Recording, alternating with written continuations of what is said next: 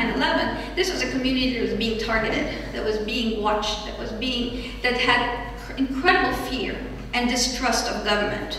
And they had nowhere to go, they had nowhere to look, they had nobody to stand up for them. They had no voice.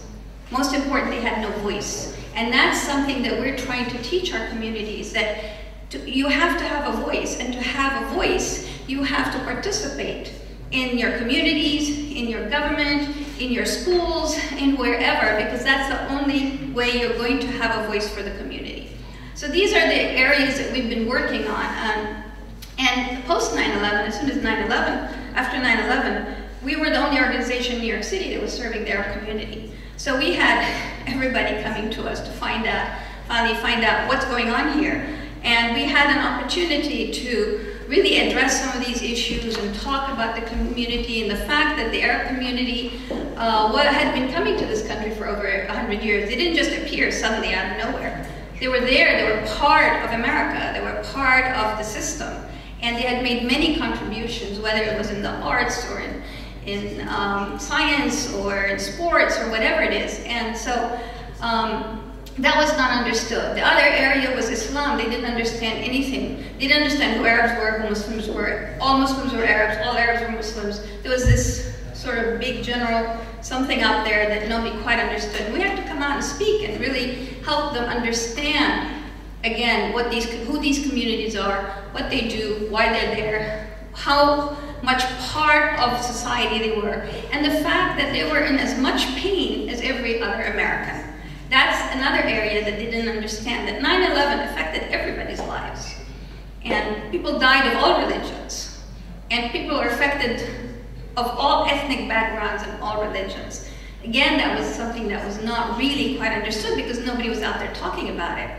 So we had a job, a big job, really to help the general American population understand what's really going on in our communities.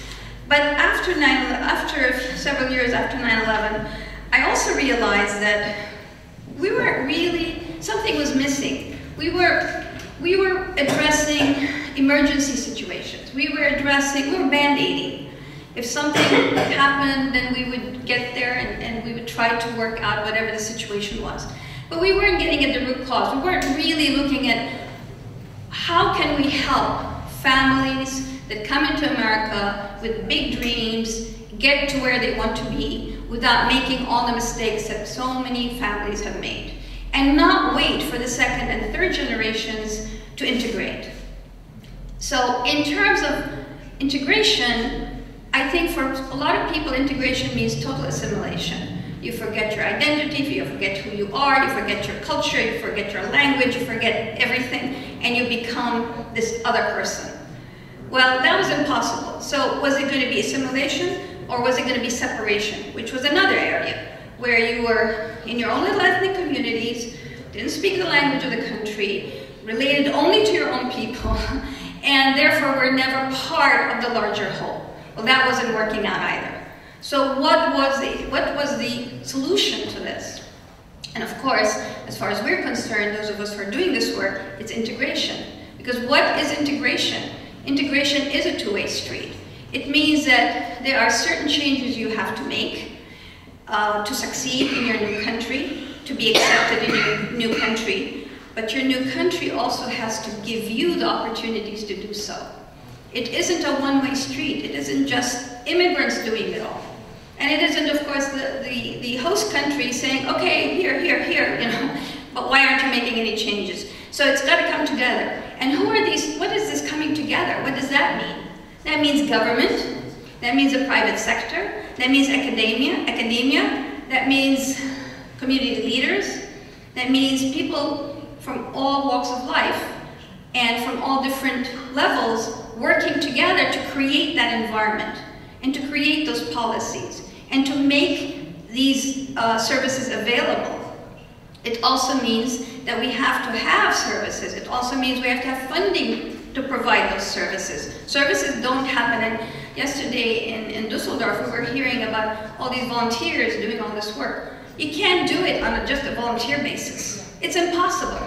You know, there's only so much you can do as a volunteer. This is a full-time job and more. I mean, it's a 24/7 job, really, if you really want to do it right. So what is this? Okay, and the people in the community, they want to volunteer. That's wonderful that they want to do this. But is this fair? Is this right? Why aren't we doing more than that? Why aren't we providing the funding? Why aren't we providing the environment so that people who want to do this work can do it and do it on a professional level, do it right, and have the results that we want? So basically, that's been what I've been advocating for, and that's what I've been working in New York towards.